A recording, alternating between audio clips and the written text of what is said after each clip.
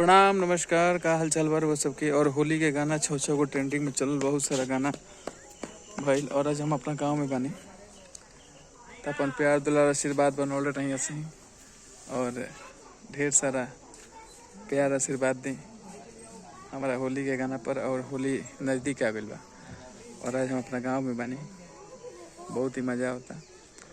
और परसों खेसारी जी के बर्थडे बा, तो जितना भी खेसारी जी के चाहे वाला जाने वाला लोग बा सबके उसे आग्रह बा कि अपना अपना घरे, अपना अपना टोला, अपना अपना आसपास हैप्पी बर्थडे मनाए और मस्ती करी, स्वस्थ कर रही।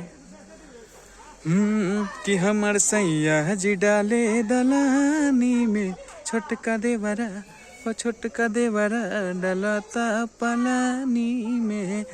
हाय दहिया मर गईनी रंगवा से भर गईनी कि डबल मरद के फेरा में पड़ गईनी। हमारा गांव के नज़ारा बा, देखी कितना मस्ती नज़ारा। और हमारा घर का हाल चाल बा।